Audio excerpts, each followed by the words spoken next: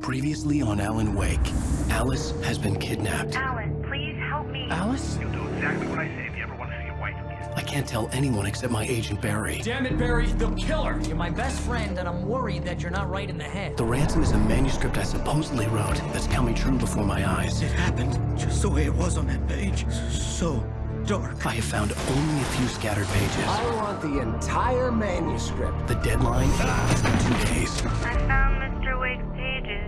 Good girl. How the hell did she get her hands on the manuscript anyway? I don't know. She's resourceful. I told you you were too hard on her. Listen, I found out all sorts of interesting stuff while I was digging around. Yeah. Mr. Wake, it's Sheriff Breaker. We have an FBI agent here, Agent Nightingale. FBI? He's anxious to see you. You'd better come to the station. Okay, I'll be right over, Sheriff. Let's make this quick, huh? Help you folks? Name's Randolph. I'm the manager. We're looking for Rose. Works as a waitress down at the diner. Rose, sure. Nice girl. Who wants to know? I'm Alan Wake.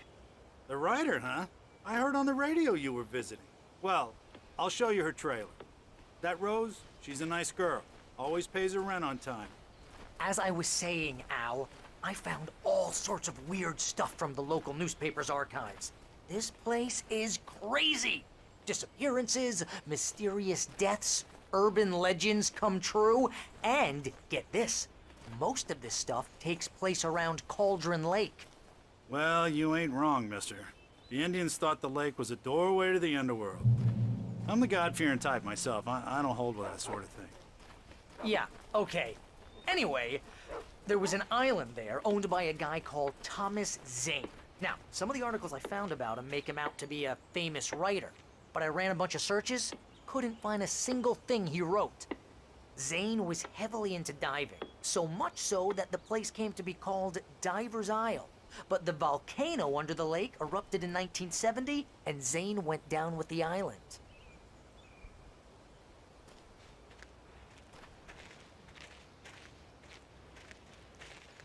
Yeah, how about that?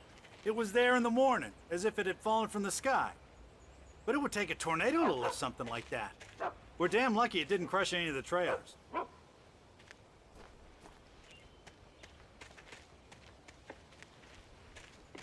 Come on, mister. I'll take you to Rose's trailer.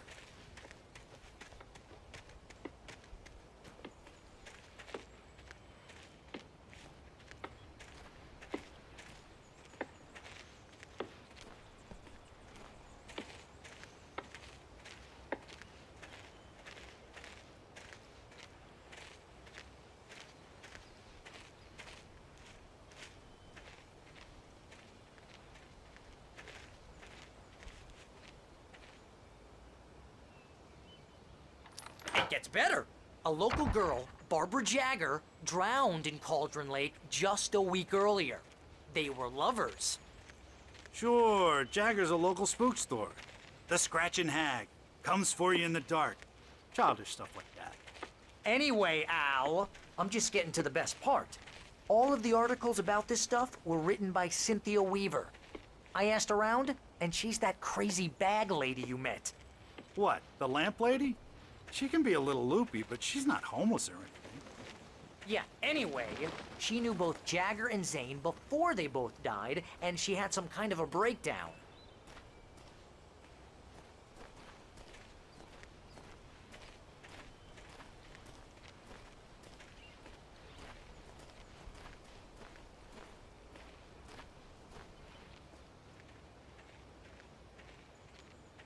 Well, mister, this here's Rose's trailer. You mind me asking what you want with her? We're just here to talk to her, pal.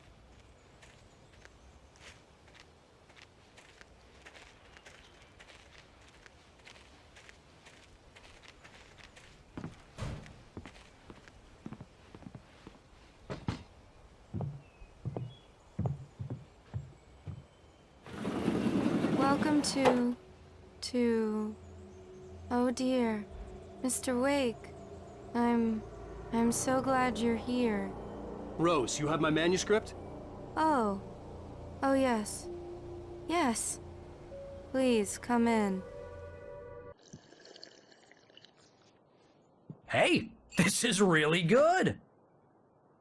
Rose, Yes, my manuscript. I really need it. I understand. I know what you need. A muse to inspire you. Oh, for Barry? She doesn't have anything. Yeah, hey, Al? Al, what's... Oh... Barry! What? What?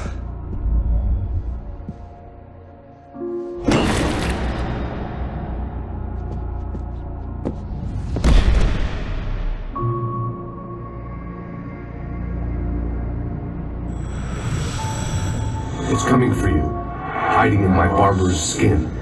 I'm too weak to stop it. You must turn the lights on. I promised I'd come visit you and your lovely wife. You must finish what you started. I insist. You must turn the lights on. Turn the light on. Back to work, boy.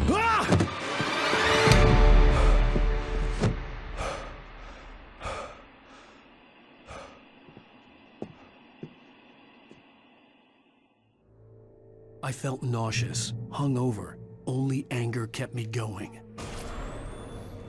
I can't tell reality from dream anymore, but it seems I have an imaginary editor to help me.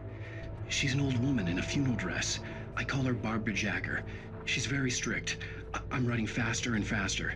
My manuscript is being heavily revised. The edits are getting very aggressive, and each day there's less of me and more of her. I hate it, but I know she's right. She promises me I can save Alice this way. She knows more of this than I do. About the complex incantation I'm attempting. About this place. She's worked with another writer under similar circumstances, Thomas Zane. The genre of the story seems to be shifting. It's turning into a horror story. I'm getting close. I can feel it.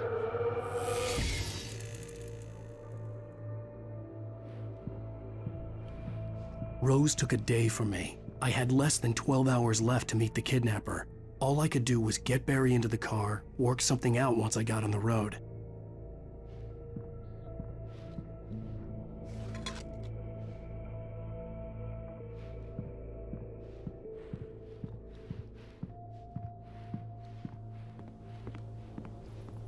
My gun and flashlight were gone.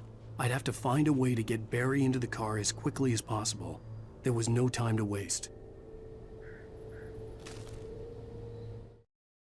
Mr. Randolph liked Rose. That little smile she had. How she was still sweet when life had tried so hard to make her bitter. It wasn't any of his business what she did in her trailer. But those strangers, the writer and his smart-ass sidekick, looked like trouble. And they'd been in there for hours, way past her normal bedtime. He reached for the phone and called the sheriff's station.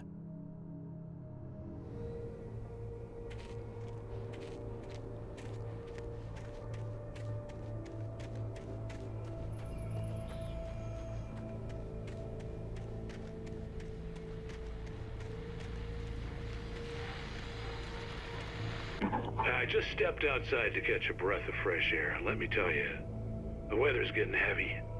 Nights like this make me especially glad I'm here talking to you and not home in bed. Once the weather takes a turn like this, I can't sleep at all. It's all tangled bed sheets and dark thoughts, punctuated by the occasional plunge into nightmare. Is it just me? Well, perhaps it is. But I hope I can make the night a little bit easier to get through. Caller, you're on KBF FM. Hey, Pat, it's Walt Snyder. What's on your mind, Walt? Well, I am the way you are, but, well, I can't sleep either, you know? I just been staring out the window here, trying to make sense of it all, but, I ain't been drinking either, you know? Well, you sound like a man with a problem, Walt. I had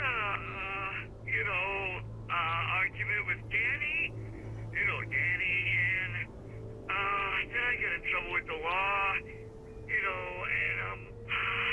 I'm just, well... I heard something like that, Walt. Yeah, Well, Daddy's my best friend, and, they let me, bail today. And now I'm just alone here at the window, waiting. Man, and there's something in the air tonight, man. I was just outside looking up at the sky above our broadcast tower thinking the same thing. What are you waiting for, Walt? I don't know. Something's gonna happen.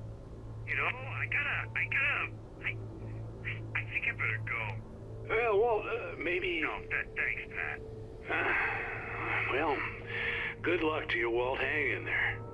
Let's take a little break, folks. This weather's really something else, huh? How can I be sure that you'll walk away? Why do you love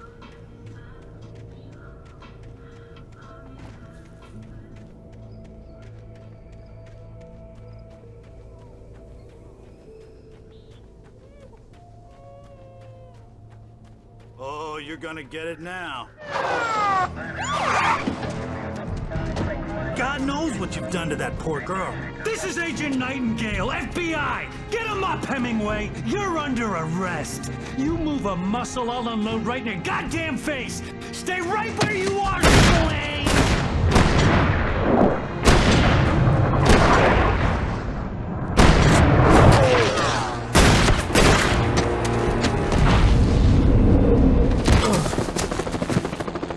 What are? I'm standing right here, you goddamn maniac!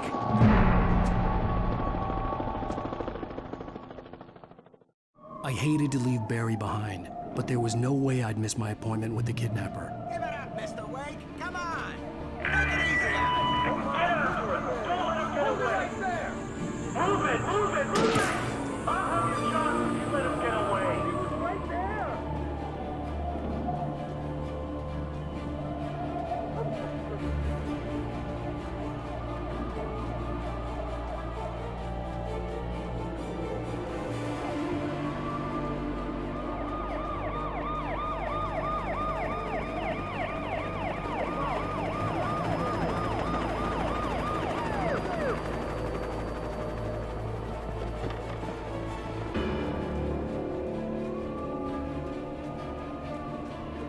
Stop running!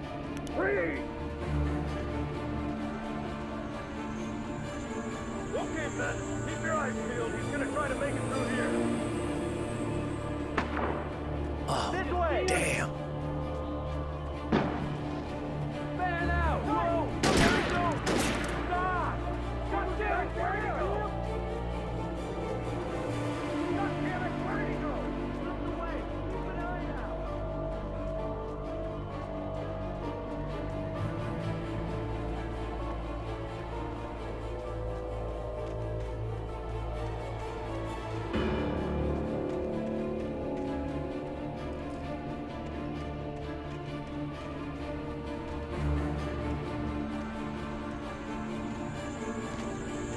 He's gone! Come on, guys! We need to head him off!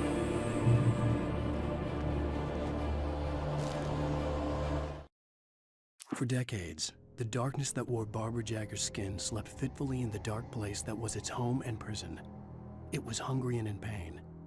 It dreamed of its nights of glory when the poet's writing had called it from the depths and given it a brief, terrible taste of power and freedom. The rock stars had stirred it from the deep sleep the poet had sunk it back to in the end. When it sensed the writer on the ferry, it opened its eyes.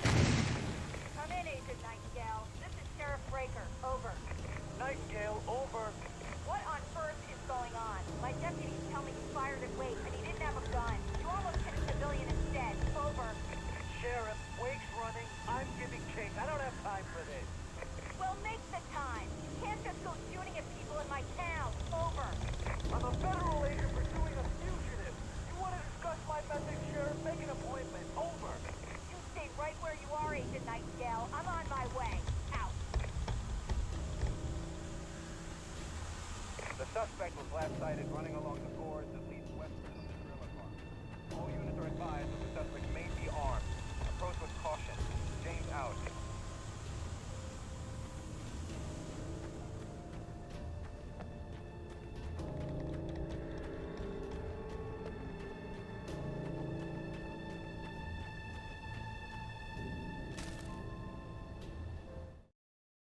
Rose didn't know how the strange old lady got in her trailer, and she looked wrong somehow. The woman showed her teeth in an approximation of a smile and traced a finger down Rose's cheek. "Pretty girl," she said. Rose felt as if she was falling asleep, but her knees didn't buckle. The crone spoke in a whisper, her words ice cold and dark in Rose's ear.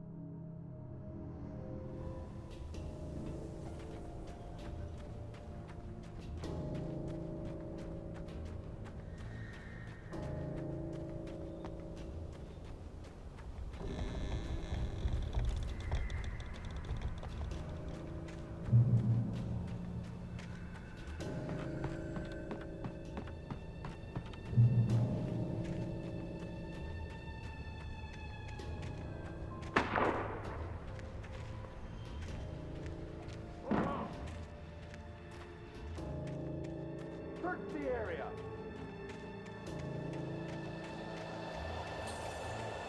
Stay sharp. This way. Over here.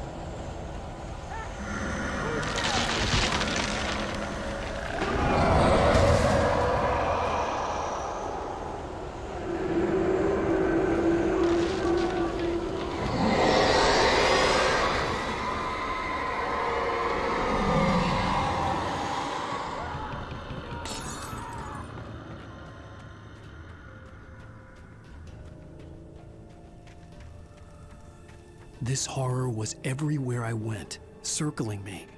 The cops didn't stand a chance. They were after a writer, not a monster. Wait, are you seriously telling me that geek writer just took out my deputies? Are you kidding? I mean, have you seen this guy? He wears a tweed jacket. Over. He's the guy we're chasing. If it's not him, who then? Bigfoot? Over. I don't know yet, but I'm not in the habit of jumping to conclusions. That tends to come back and bite you in the ass. Out.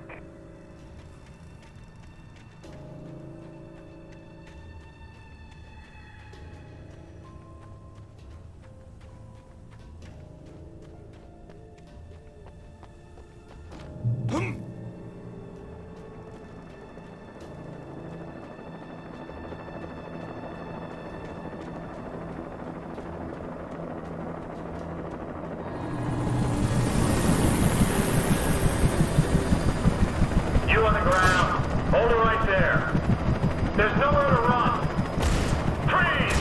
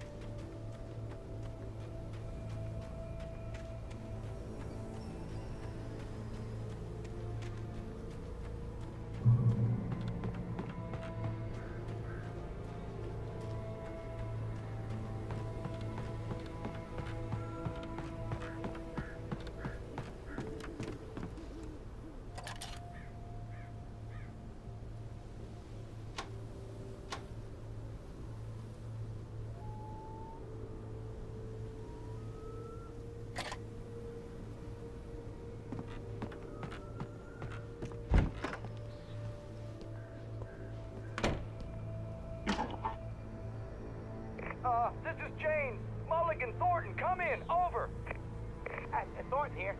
James, we got both Wheeler and Rose in custody. They didn't put up a fight or anything. Why, they were... Hey, what you...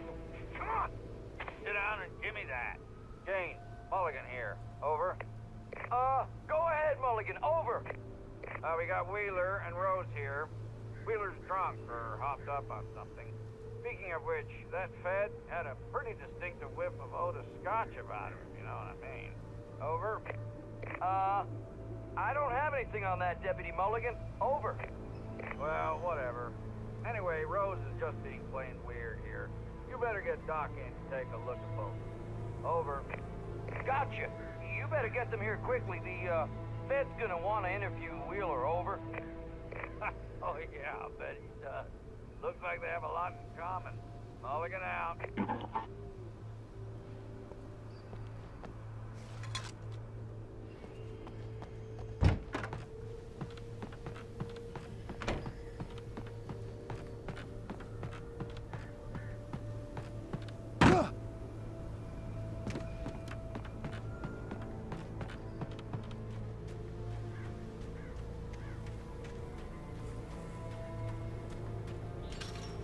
I imagined that the broadcast tower in the distance was part of the local radio station. Maine seemed like a decent guy. Perhaps he could give me directions to the coal mine.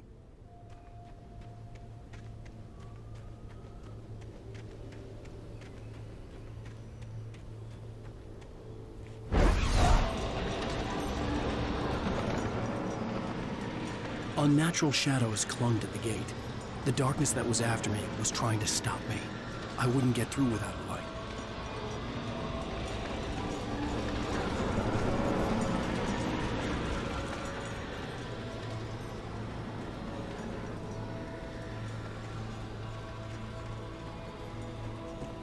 There was no power to the searchlight.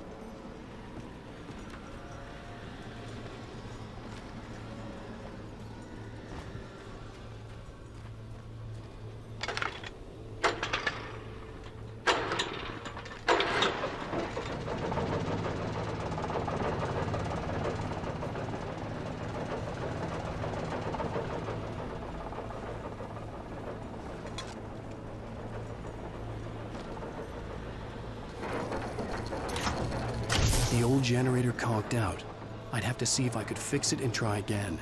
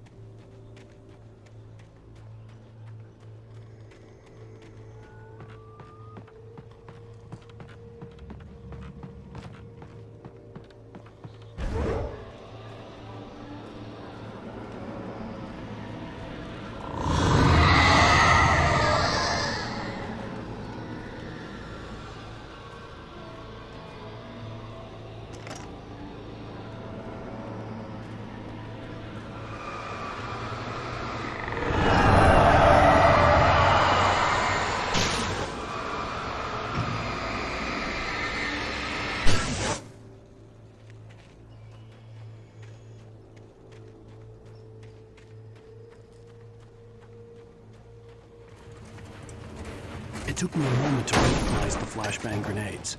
They were an ideal weapon for my situation. Team 1, come in. Over.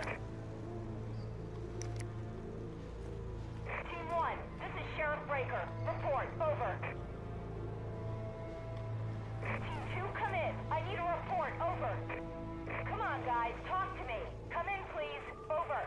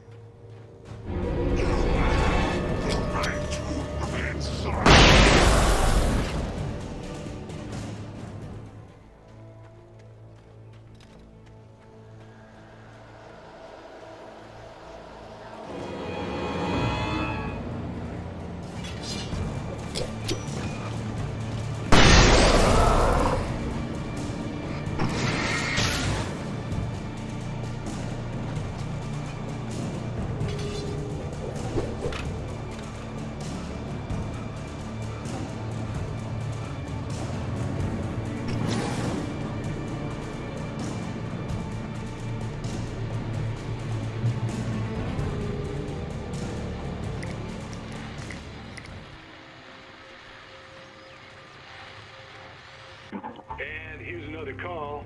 You're on KBF-FM with Pat Maine. It's Milt Peabody, Pat. What's on your mind, Milt?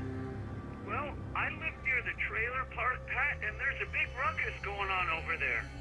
Well, that's just up the road from me, too. What's going on, do you know? I don't know, but there's a bunch of police cars there, lots of sirens, a helicopter buzzing around, and I think I heard some gunshots. Gunshots? Yes, sir, like from a pistol. So can you find out what's going on? Because it's just next door and they're popping off guns there. They're still shooting? No, it was maybe 10, 15 minutes ago. It sounds serious, Pat. I'm telling you, it don't sound like no party. Well, I'm certainly going to give the station a call, Milt. Okay. You'll hear it here as soon as I hear from them. Okay, thanks.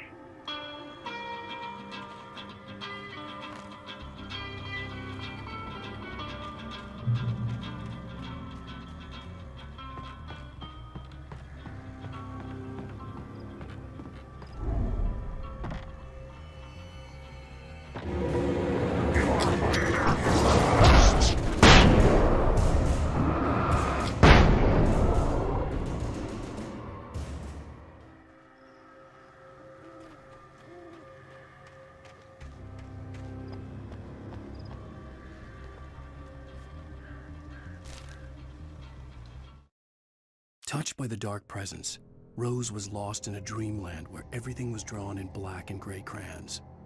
The old lady had promised her that all her wishes would come true. She would be Alan Wake's muse. She was smiling so hard it hurt her face.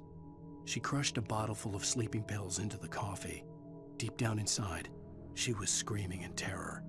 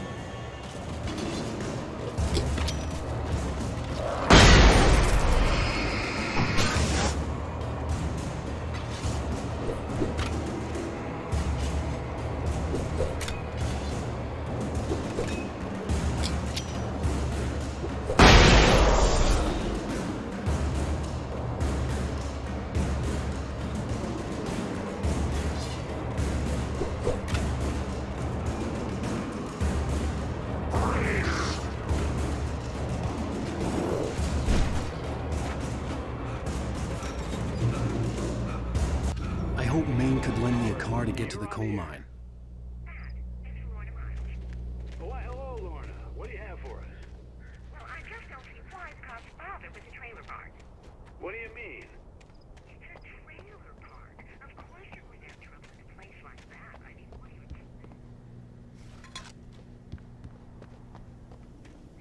From those people. Well... Let the trash sort themselves out. I'm sorry, but my granddaddy settled in Bright Falls in 1911. Well, thank you very much for that, compassionate viewpoint, Lorna. How can I be sure that you will walk away? Why do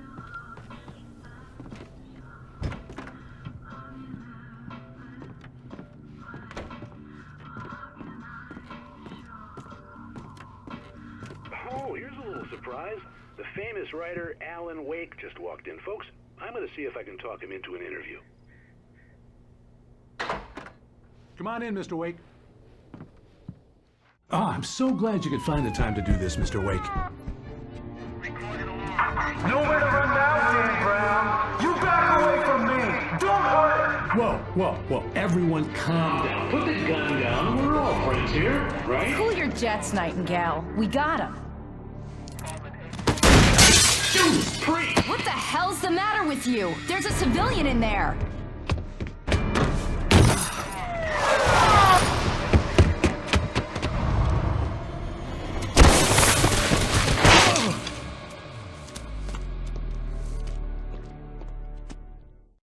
I'll get you yet, even if it kills me. You hear me?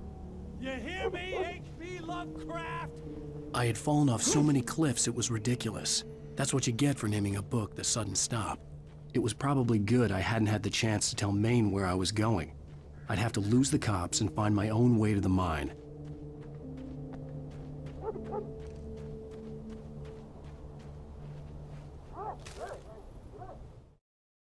Nightingale stared through the broken studio window into the dark woods. He turned around, started to walk out, but Maine grabbed his arm. "Young man, you almost shot me. You don't shoot off rounds at people like that. What's the matter with you?" Nightingale shook his arm free, marched out. His cheeks burned with rage and humiliation.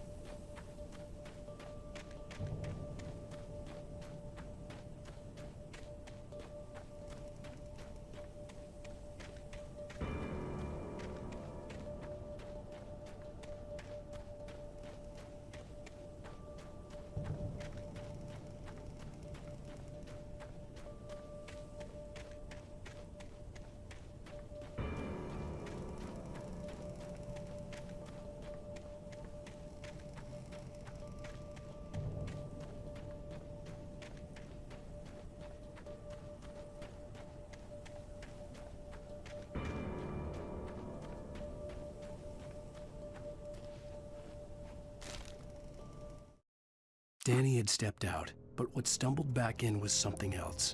Something alien. A monster. Walter tried to kill it, first with his fists, then a chair. It wouldn't die. Instead, it kept coming, unaffected by the beating it had taken.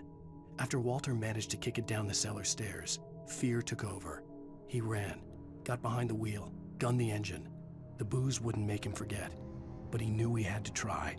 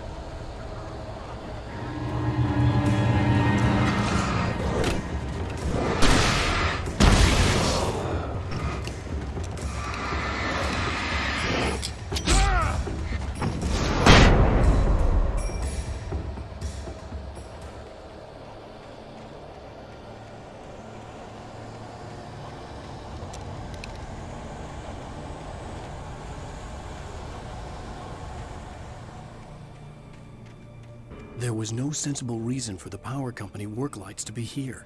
It was almost as if they'd been left for someone like me to use.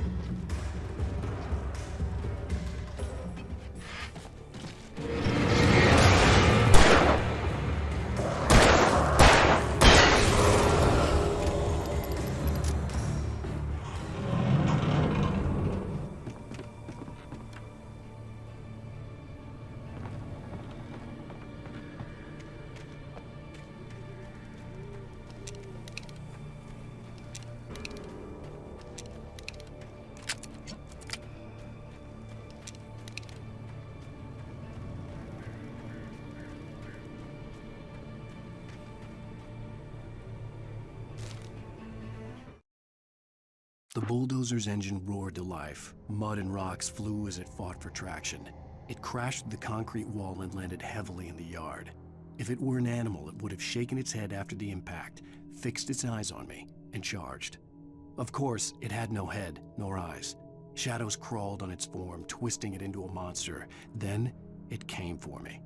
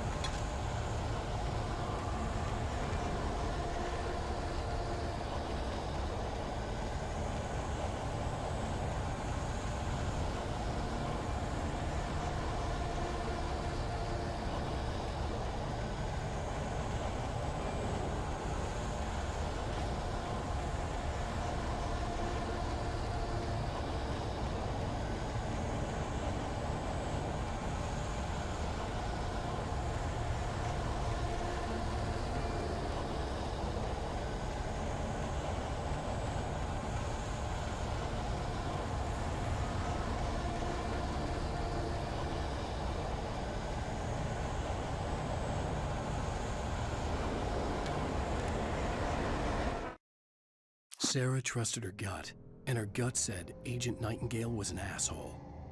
He felt wrong, and it wasn't just the smell of stale booze.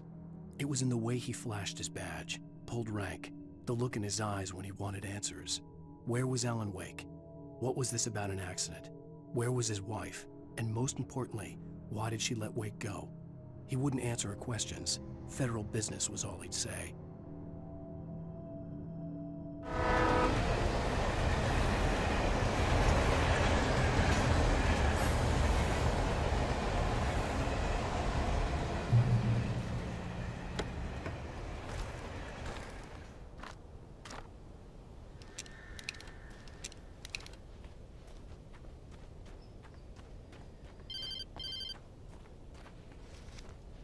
Hello? The most stubborn man I've ever met. Alice? Alice? Alan. I'm so afraid. Keeps me in the dark. Please help me. I look at you, Alan, and it's not you. Something else. Looking out from behind your eyes. Alice, I'm here. I'm so alone here. It's all gonna go to hell. You need to be careful. Cooperate. The connection had been terrible, but that wasn't the only thing that hadn't been right with the call. She sounded wrong somehow, but she had called me.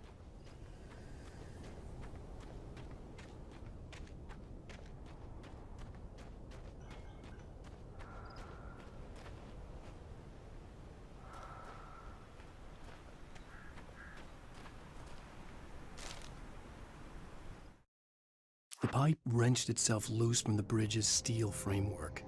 Wrapped in darkness, it floated in midair, twitching. For a moment, I didn't understand what I was looking at. The heavy object lurched at me with impossible force. I threw myself out of the way, but just barely. When I turned my flashlight on it, it shook in a dark rage before it flew at me again.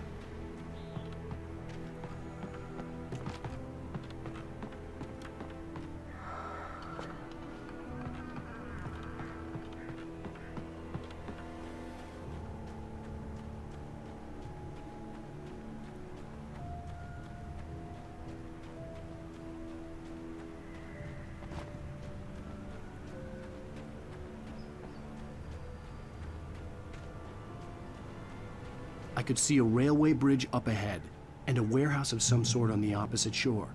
I hoped I could find a car from there.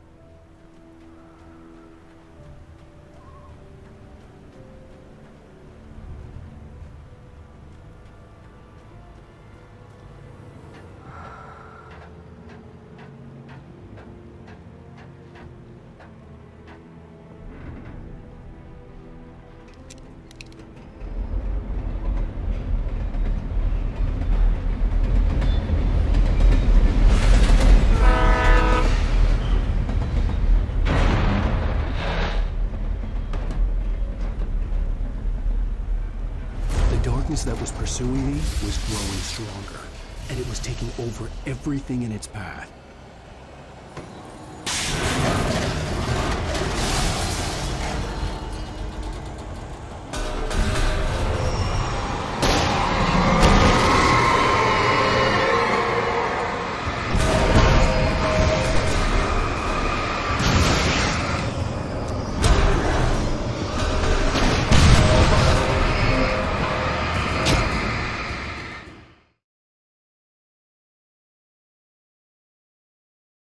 Some sort on the opposite shore.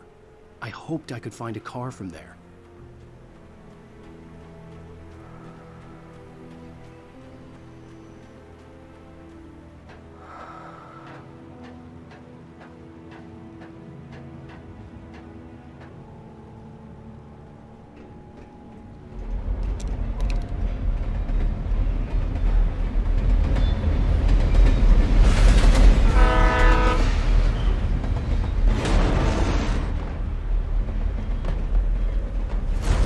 That was pursuing me was growing stronger, and it was taking over everything in its path.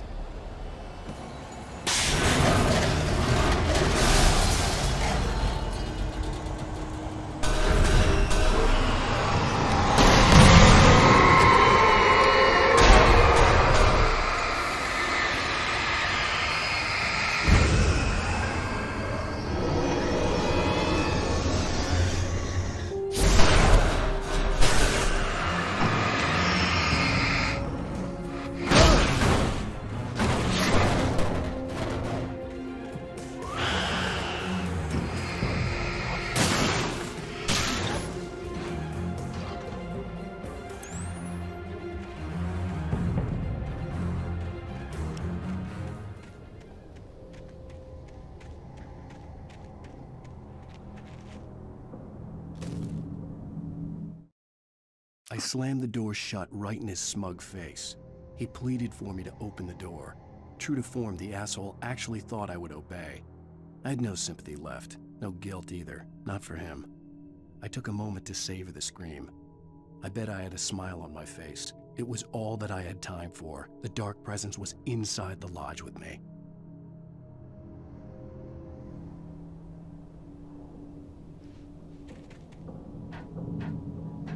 As a teenager, just starting to get interested in writing, Stephen King had been a source of inspiration to me.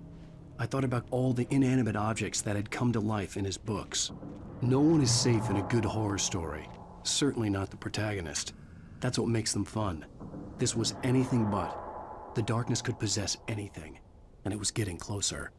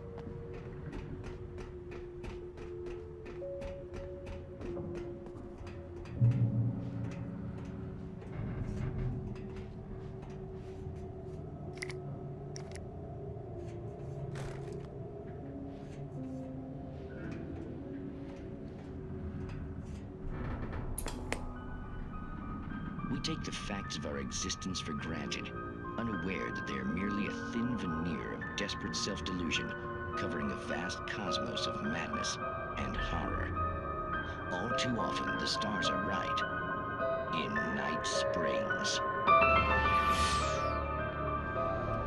Tonight's episode, a family occasion.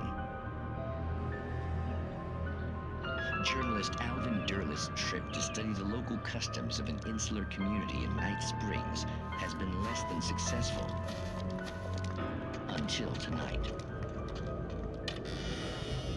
Well, I'm glad you changed your minds about this. Ancient customs, local mythology. My editor loves this kind of stuff. Well, Mr. Derlith, we don't want to feel like we're on exhibition. But you have demonstrated the seriousness of your intent. Oh, I am serious. Really, just do your thing. I'll stay out of your way and observe. Actually, I thought you could assist us. I'm afraid we are a man short. It would provide you with an intimate perspective. Could I really? Of course, Mr. Derlith. Well, I guess that's the least I... What would I have to do? Oh, here. Let me show you with a kiss.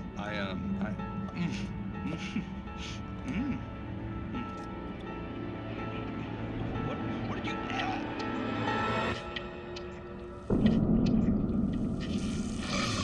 Oh, Mr. Derlith, you have well pleased Nixie Perka, the dweller in flesh. Your body shall host 1,000 young, and all shall be glory.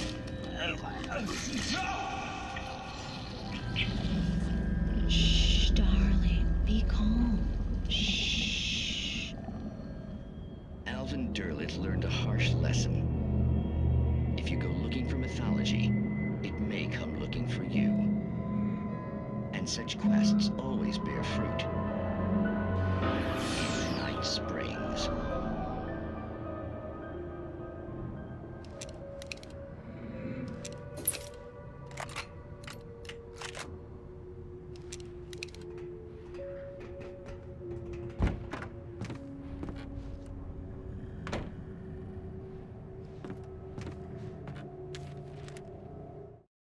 The darkness surged towards me, sucking everything loose from the ground into its depths, tugging at my clothes.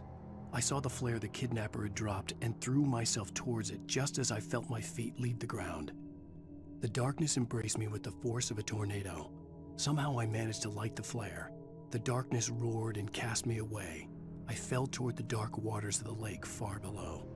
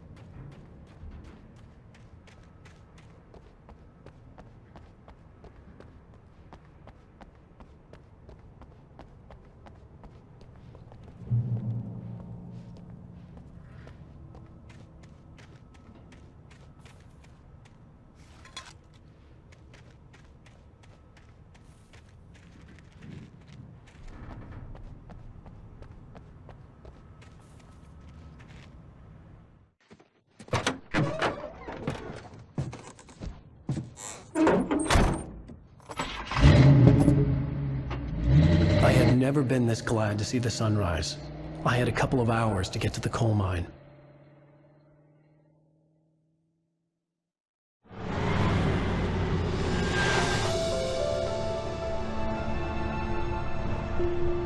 The coal mine wasn't far now.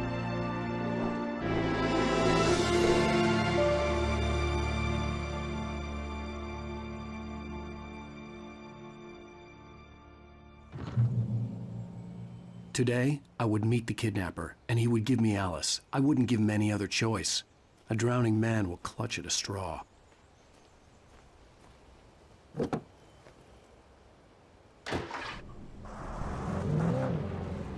Little by little, without realizing it, I'd come to believe that the story in the manuscript was coming true.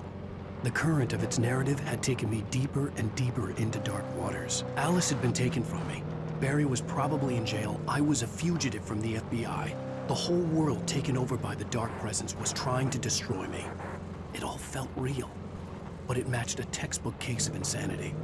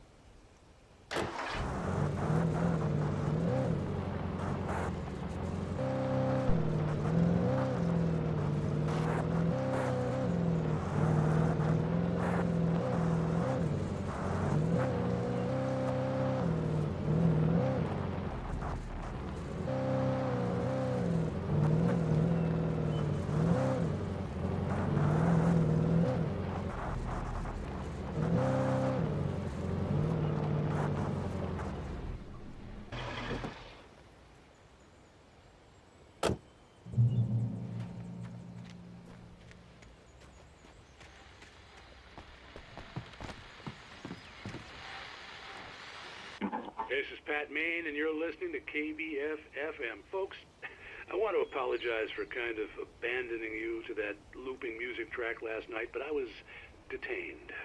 You see, I encountered a big-shot G-man with an itchy trigger finger who could use a lesson in manners and a boot in the ass. Not necessarily in that order either. Now, folks, I know I'm not being very informative here, and I apologize for that. I really should just keep quiet, but I'm just so peeved right now, because some people just shouldn't be carrying badges. And I'm just glad that our Sheriff Breaker was there to straighten things out. And if someone I met last night is listening, let me just say, I'm sorry if my mouth got you in trouble. I'm pretty sure you're not the bad guy here. Godspeed, son. I hope you know what you're doing. Now, on a lighter note, I'll be talking to Dr. Nelson all morning. But first, a little music.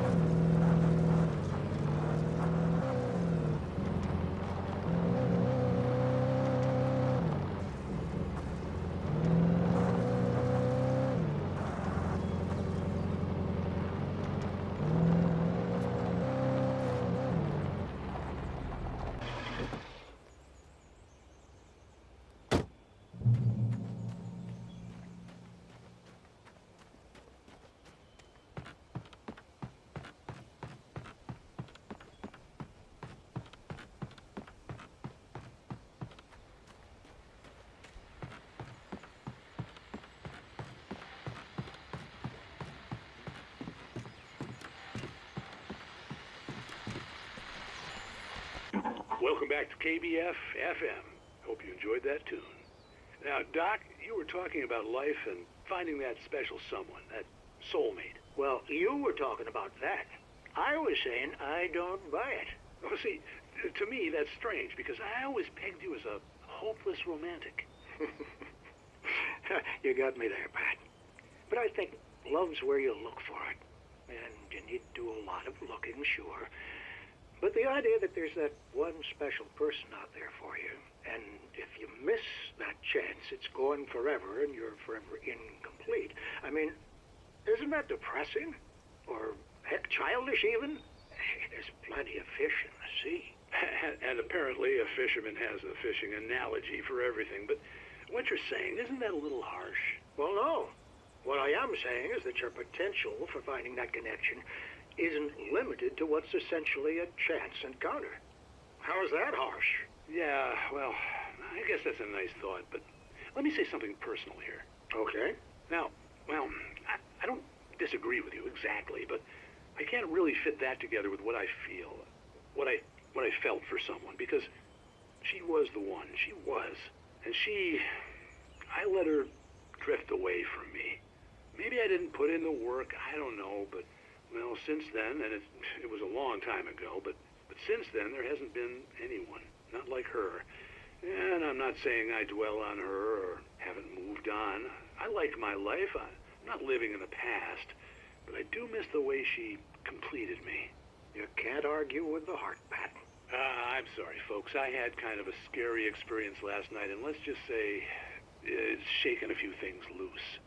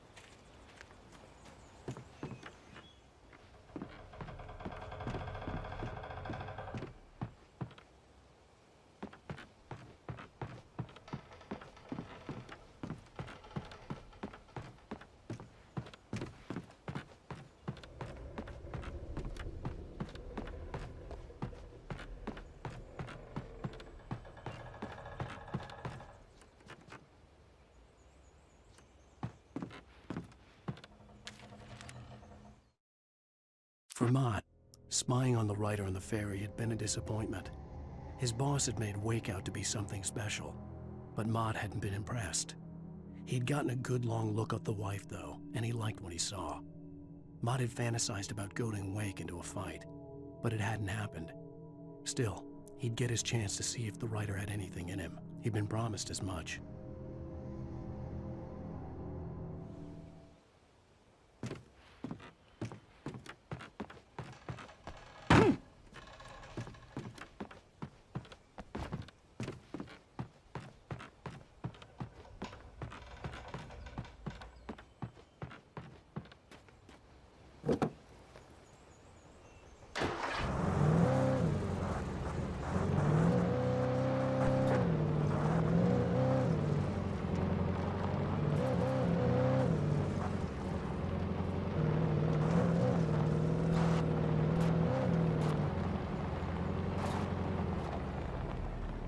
I was early. I was supposed to meet the kidnapper at noon in the main building. The coal mine was quiet. It was a museum now.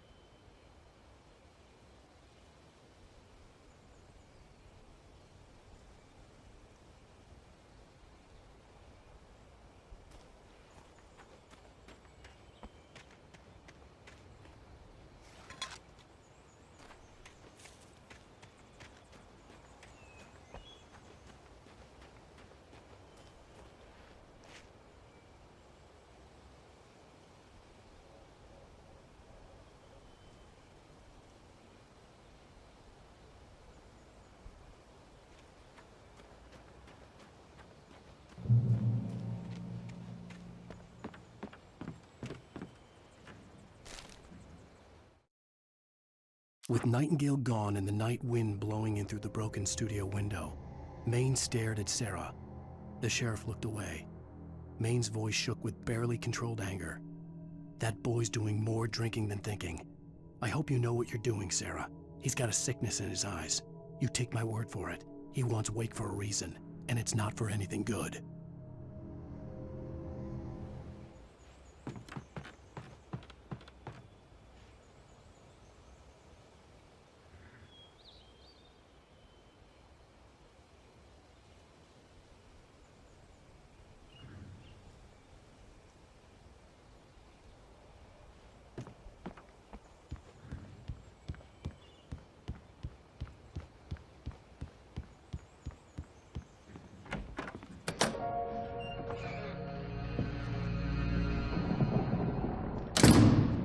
I didn't want to go outside.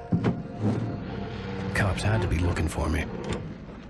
The noon sun turned the place into a sauna. The day dragged on.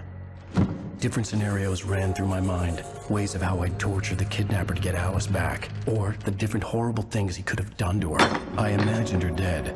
I had no way of knowing she was still alive. It was killing me. I was running on blind hope. It was all a waste of time. The bastard never showed up.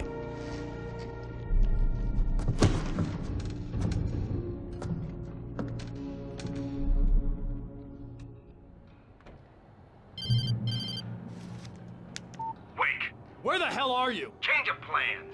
You know where Mirror Peak is? It's a big mountain north of where you are. You follow the path from the mine, you can't miss it. There's a lookout point there. I'll be waiting.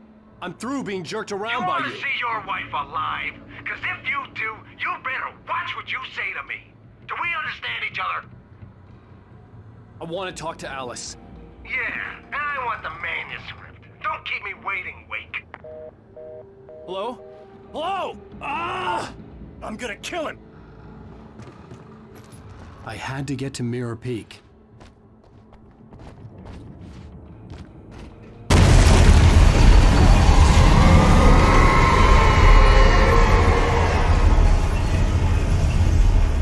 It was close, maybe closer than ever before.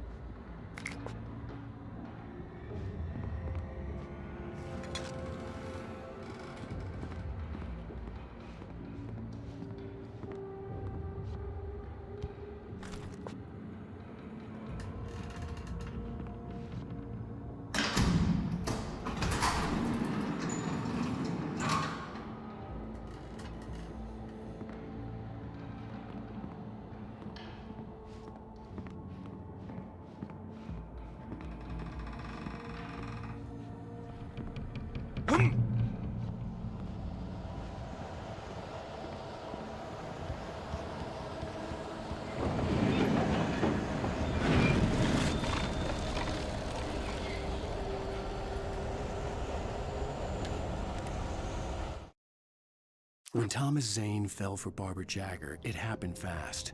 She was young, vibrant, and beautiful, full of life. He had never been a very happy man, and without any seeming effort, she had changed all that. Zane felt good for the first time in his life.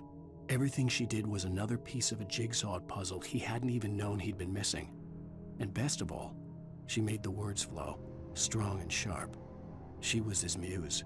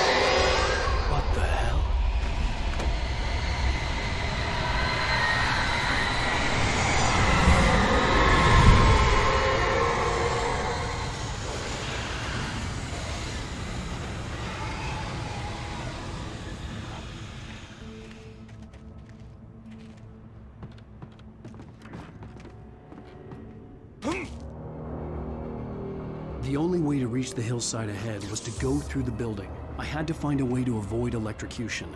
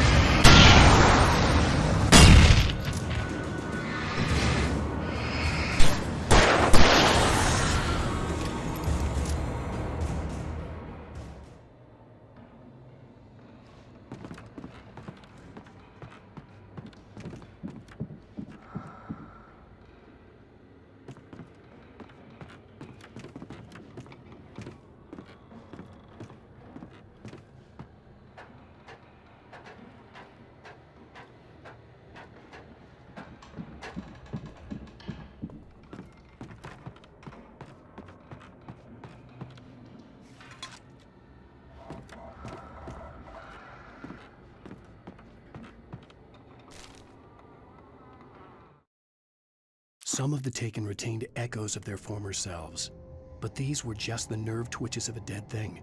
Nothing remained but a shell covered and filled with darkness.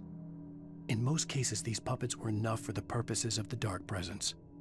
But for anything more elaborate, as with the writer, it was different. It needed his mind.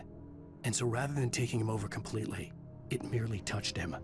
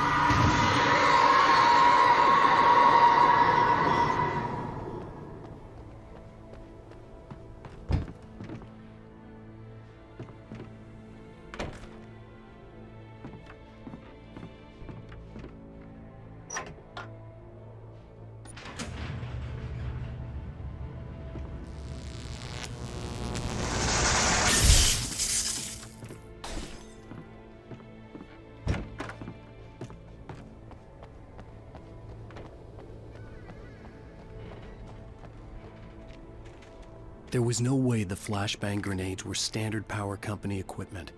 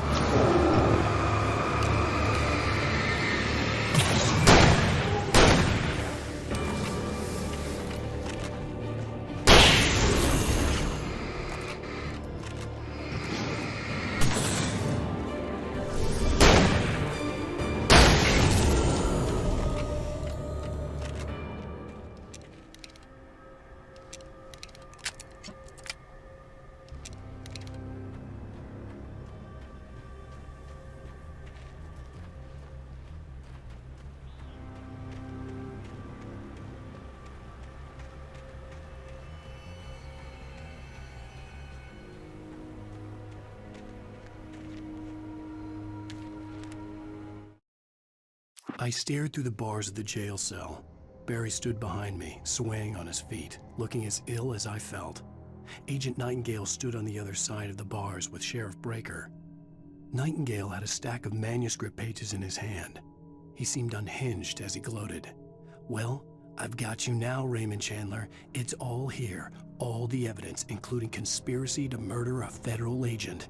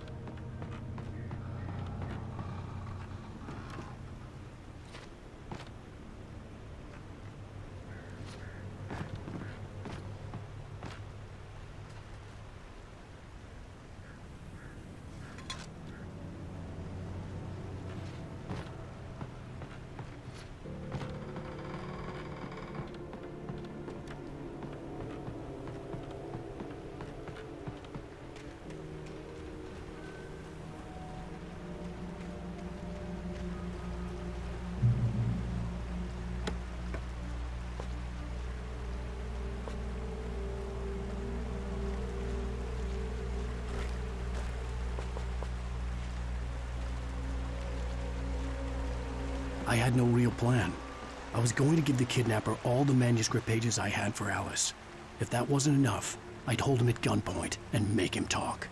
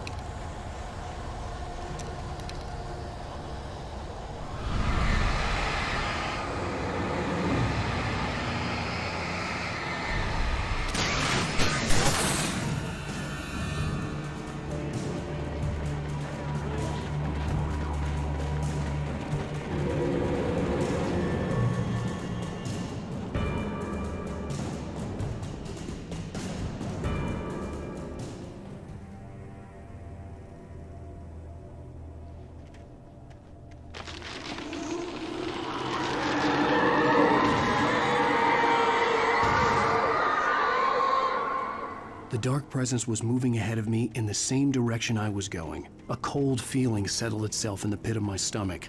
Was it going for Alice?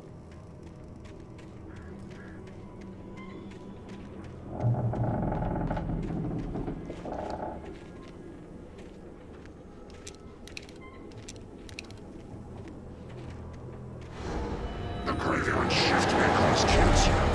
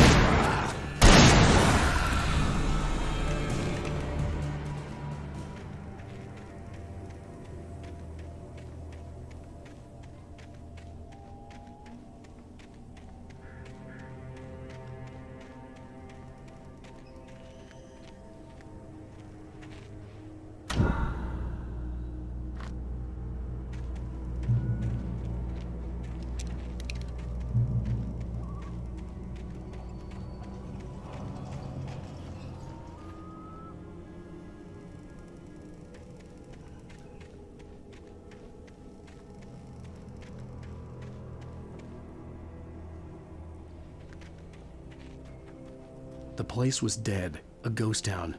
Had been for decades, maybe a century.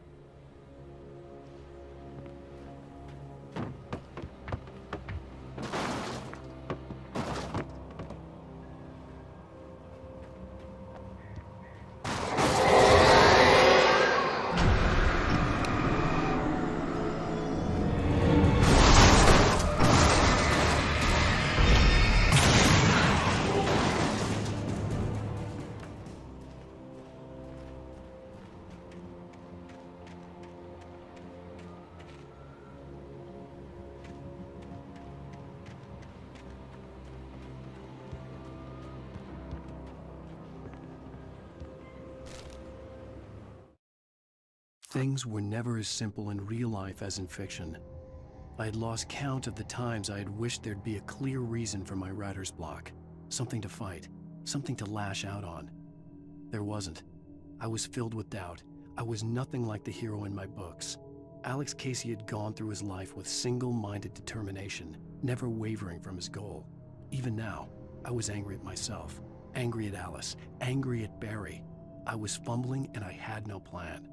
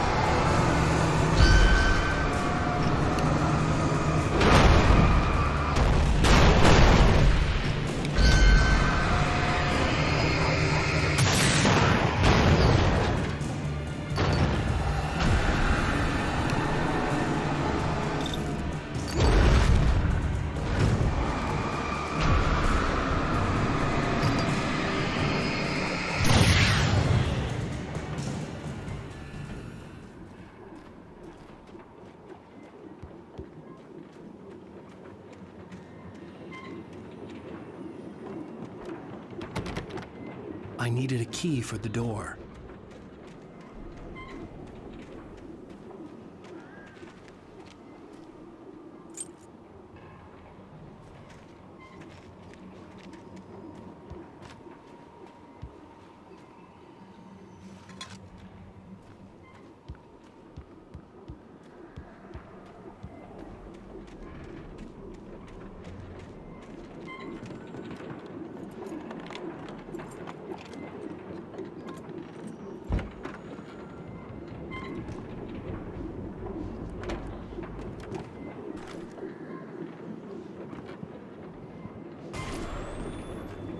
Anything outside of writing is a struggle.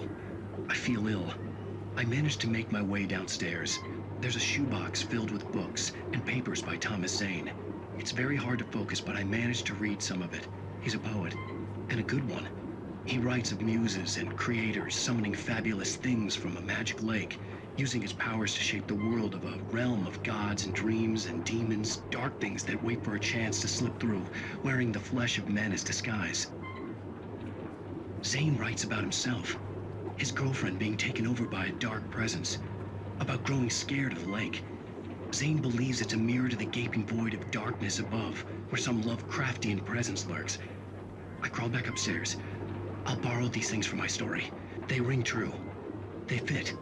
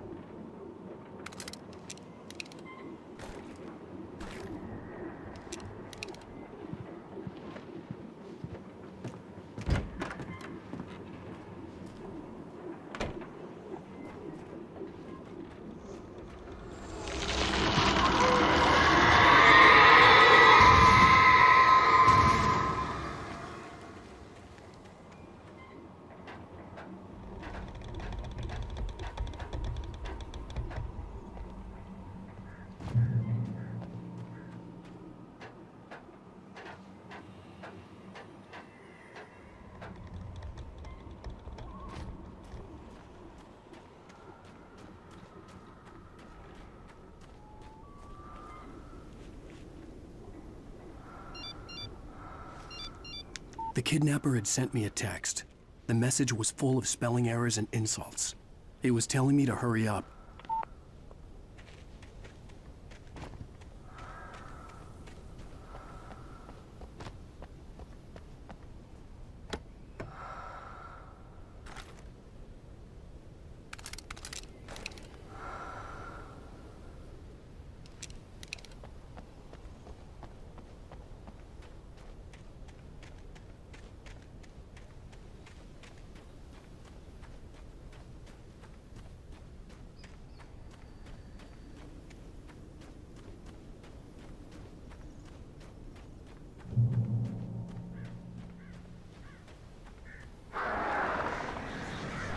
Birds.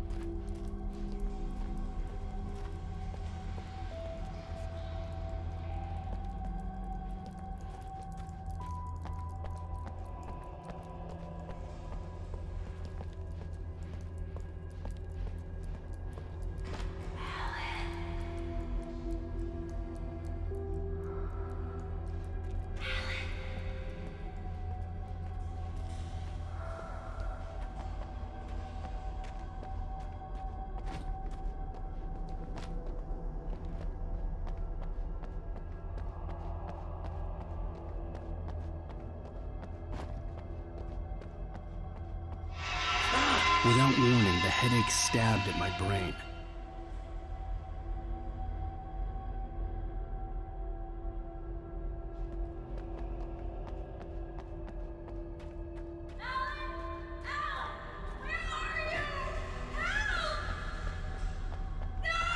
Alice? Alice?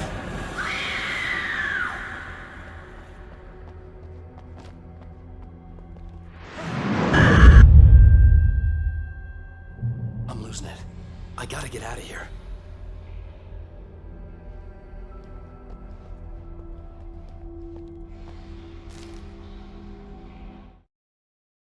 The hunters were big, thick-set men, confident and at home in the woods. They were feeling good, running on beer, ghost stories, and camaraderie late into the night. It did them no good, as they were taken by the dark presence, sucked deep into a darkness far worse than any ghost story they ever told or heard.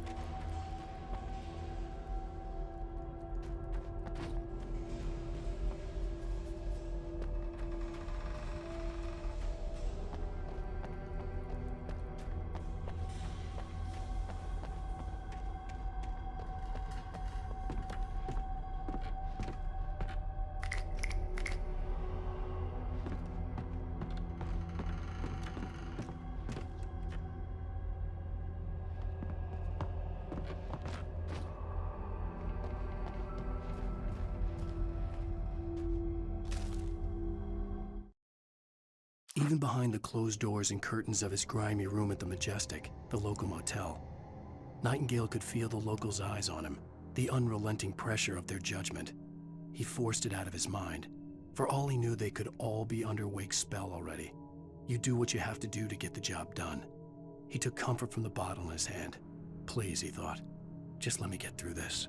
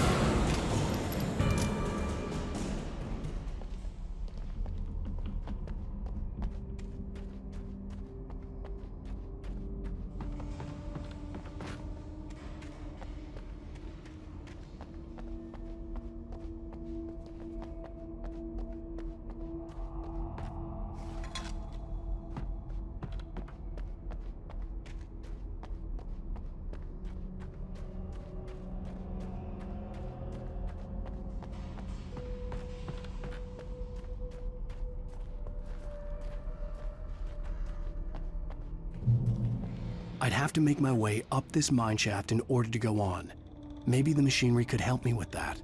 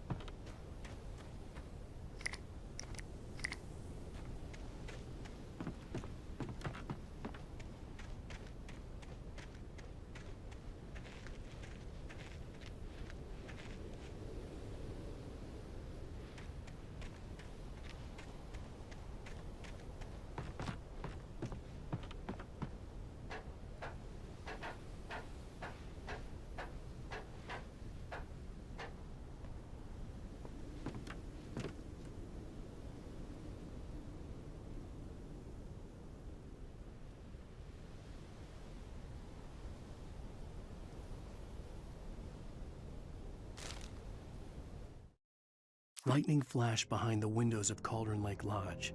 Tor Anderson laughed and held the steel hammer above his head. Nurse Sinclair was trying to calm him down without success. Tor grinned madly and shouted, "My hammer's up. Here's a friendly poke from Molnir, wench." He brought the hammer down with all his might on Sinclair's head. "We're on a comeback tour, baby."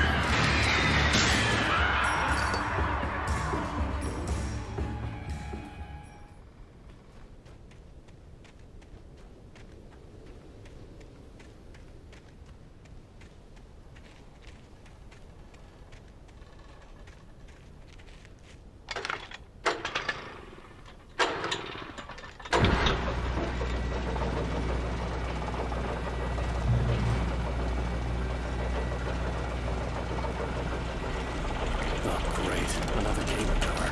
Just great.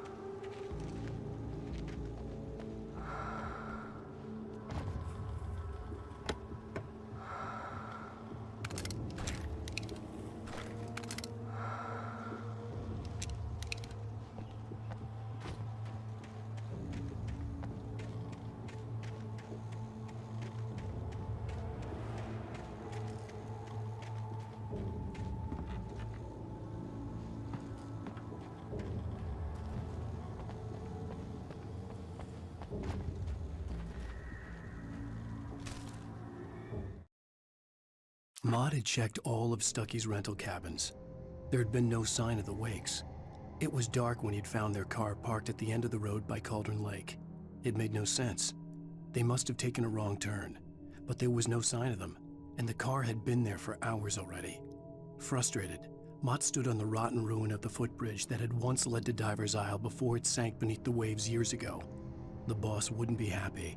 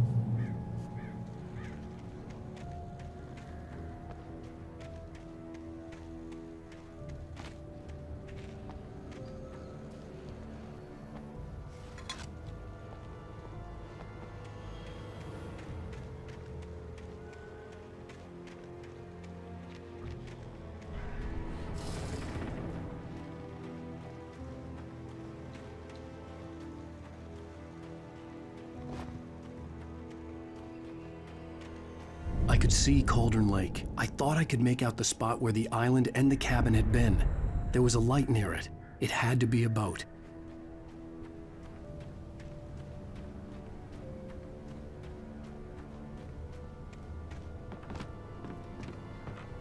I was close now. I had to get there fast. I dreaded what I would find. I tried to hold on to Alice, but her form melted away. I was losing control. Dr. Hartman stood in her place. I wanted to hit him, but my arms were jelly. He smiled. It was a reassuring smile, and I hated him for it. I had to give you a sedative. Don't fight it. You went through another rough period. Right now, it's very important that you stay calm. We don't want you to have another episode. You're a patient at my clinic. Have been for a while now.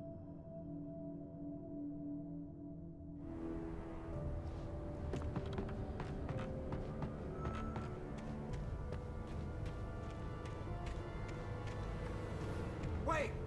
That you? Wait! Hey, I'm here! I'm coming! No! Get away! Sorry. Please, it's late. The boss didn't know who he was messing with. I didn't know. I swear, I didn't know. We don't have his wife. We don't know where she is. She's probably drowned. We just said we had her to make him play ball. You see? To get him writing for us.